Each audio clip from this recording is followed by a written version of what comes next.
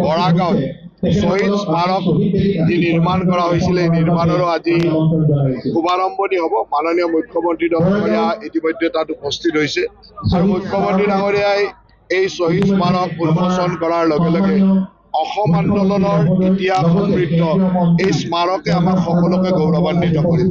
অসমৰ 860গৰাকী শ্বহীদৰ প্ৰতিমূৰ্তিকে আদি কৰি বিভিন্ন ব্যৱস্থা সম্বলিত এটা সুন্দৰ স্মাৰক নিৰ্মাণ কৰা হৈছে। যোৱাকালি আমি তাত আধ্যাত্মিক অনুষ্ঠান ইত্যাদি কৰিছিলোঁ আৰু আজি ৰাইজৰ কাৰণে এইটো মুকলি কৰি দিব।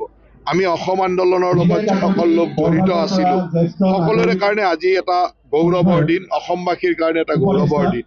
আজি আমি অসমৰ এই পৰিৱেশ পোৱাত আমাৰ জাতীয় শ্বহীদসকলৰ যি অৱদান সেই অৱদানক আজি আমি চৰকাৰীভাৱে বা আমাৰ অসমৰ ৰাইজে সুন্দৰভাৱে শ্ৰদ্ধাঞ্জলিৰে স্বীকৃতি দিয়াৰ চেষ্টা কৰিছে আৰু আমি সকলোৱে বিচাৰোঁ যে অমৰ শ্বহীদসকলে দেখুৱাই দিয়া ৰাতে বাটেৰে যাতে আমি কাম কৰি যাব পাৰোঁ। অসমখনৰ জাতিটোৰ সুৰক্ষাৰ কাৰণে এই 860গৰাকী শ্বহীদে জীৱন ত্যাগ কৰিছিল। আজি সেই ত্যাগৰ কথাবিলাক আমাৰ নতুন প্ৰজন্মই জানিব লাগিব আৰু তাৰ কাৰণে শ্বহীদ স্মাৰকত সেই ধৰণৰ ব্যৱস্থা কৰা হৈছে। আজি প্ৰতিখন জিলাতে আমি এই ধৰণৰ কাৰ্যসূচী কৰিছোঁ। নলবাৰী জিলাতো আমি, কাৰণ নলবাৰী অসম আন্দোলনৰ এক অভিকেন্দ্ৰ আছিল। নলবাৰীত অসম আন্দোলনৰ লগত জড়িত অজস্ৰ লোক আজিও আছে, অজস্ৰ পৰিয়াল আছে, নিৰ্যাতিত পৰিয়াল, শ্বহীদ পৰিয়াল। নলবাৰীৰ বৰ্তমানৰ নলবাৰী জিলাখনতে 35গৰাকী শ্বহীদ আছে। 35গৰাকী শ্বহীদৰ পৰিয়াল ইয়াত আছে।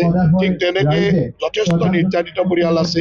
সদৌ অসম ছাত্ৰ সন্থাৰ পৰা আদি কৰি সেই সময়ৰ যথেষ্ট সংগ্ৰামী সত্তা ইয়াত আছে।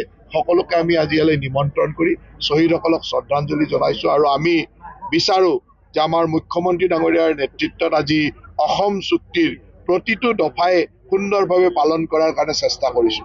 আজি অসম চুক্তিৰ পিছত আমাৰ জাষ্টিছ বিপ্লৱ শৰ্মাই দিয়া যিসমূহ আমাক নিৰ্দেশনা দিছিল সেই গোটেইখিনি আমি ৰাজ্য চৰকাৰৰ আওতাত পৰাখিনি পৰ্যায়ক্ৰমে সুন্দৰভাৱে কৰি যোৱাৰ চেষ্টা কৰিছোঁ আৰু আমাৰ সকলোৰে দায়িত্ব যে 860জন শ্বহীদৰ ত্যাগৰ বিনিময়ত হোৱা অসম চুক্তিক যাতে আমি সফল ৰূপ দিব পাৰোঁ তাৰ কাৰণে আমাৰ চৰকাৰখনে সকলো দিশতে কাম কৰিছে।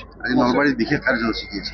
চাওক, নলবাৰীত কাৰ্যসূচী বুলি ক'লে বৰাগাঁৱত যিটো কাৰ্যসূচী হৈছে এই কাৰ্যসূচীৰ পোনপটীয়া সম্প্ৰচাৰ ইয়াত নলবাৰীত গোটেই গৰ্ডন ফিল্ডত আজি প্ৰায় 15,000 ব্যক্তি উপস্থিত হৈ তাক চাব। ঠিক তাৰ লগে লগে আমি এই কাৰ্যসূচীৰ পিছতে আমি আমাৰ ইয়াতো শ্ৰদ্ধাঞ্জলি কাৰ্যসূচী এতিয়া হৈ গ'ল, বাকী কাৰ্যসূচী চলি থাকিব আৰু আমি মুখ্যতঃ শ্বহীদসকলক স্মৰণ আৰু অসম আন্দোলনৰ সেই সময়ৰ যি ইতিহাস সেই ইতিহাস নতুন প্ৰজন্মই জানিব লাগিব আৰু তাৰ লগে লগে প্ৰতিটো নিৰ্যাতিত প্ৰতিটো শ্বহীদ পৰিয়ালৰ প্ৰত্যেকগৰাকী ব্যক্তিৰ সেই ত্যাগ সেই ব্যৱস্থাটো আমি সকলোকে মাতিছোঁ। তেওঁলোকৰ লগত এটা ৰাইজৰ মাজত তেখেতসকলৰো ভাৱৰ আদান প্ৰদান আৰু তেখেতসকলেও গৌৰৱ অনুভৱ কৰিব লাগিব যে তেখেতসকলৰ পৰিয়ালৰ কোনোবা এজনৰ ত্যাগৰ বিনিময়ত আজি অসমখনত ইয়াত এই পৰ্যায়ত আমি থিয় হৈ থাকিবলৈ সক্ষম হৈছোঁ। নলবাৰীতো যিসকল শ্বহীদ আছিলে স্মৃতিৰ কাৰণে কিবা ব্যৱস্থা গ্ৰহণ কৰা হ'ব? আমি গোটেই অসমৰ 860জন শ্বহীদৰ যিটো স্মৃতিৰ কাৰণে এই শ্বহীদ স্মাৰক বনাইছোঁ তাত 860জনৰে প্ৰতিমূৰ্তি লগাইছোঁ। তাত নলবাৰীৰ 35গৰাকী ব্যক্তিৰো প্ৰতিমূৰ্তি থাকিব। কিছু ব্যক্তিৰ প্ৰতিমূৰ্তি বা তেওঁৰ ছবি সেই সময়ত আমি পোৱা নাছিলোঁ। সেইসকলক পৰিয়ালৰ লগত আলোচনা কৰি সেইসকলৰ প্ৰতিকৃতি নিৰ্মাণ কৰি থকা হৈছে।